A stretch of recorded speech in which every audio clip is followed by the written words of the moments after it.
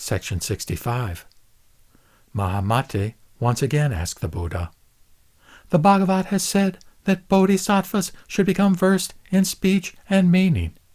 Bhagavan, how should bodhisattvas become versed in speech and meaning? What is speech, and what is meaning?"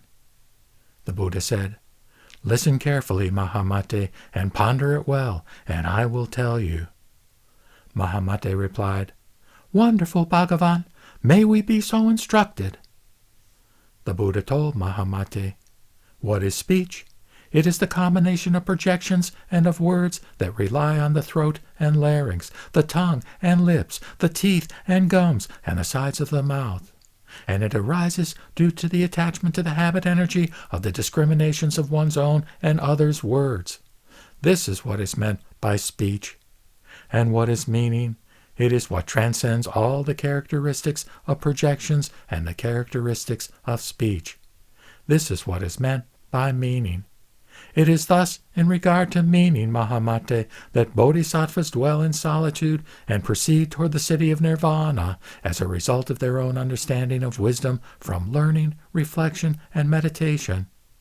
And once they have transformed their habit energy, they contemplate the distinctive characteristics of the meaning of the various stages leading to the realm of personal realization. This is what is meant by how bodhisattvas become versed in meaning. Moreover, Mahamate, bodhisattvas versed in speech and meaning regard speech as neither separate nor not separate from meaning, and they also regard meaning and speech in the same manner. If speech were separate from meaning, meaning would not be expressed by speech.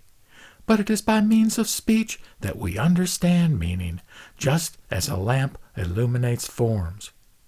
Moreover, Mahamate, if someone becomes attached to the meaning of such expressions as neither arising nor ceasing, self-existence, nirvana, three paths, one path, mind, or modes of reality, they fall prey to views of assertion and denial, assertions of difference and projections of difference, whereby projections appear like so many illusions.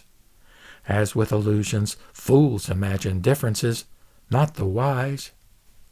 The Buddha then repeated the meaning of this in verse. Those who give rise to projections of speech assert all kinds of things.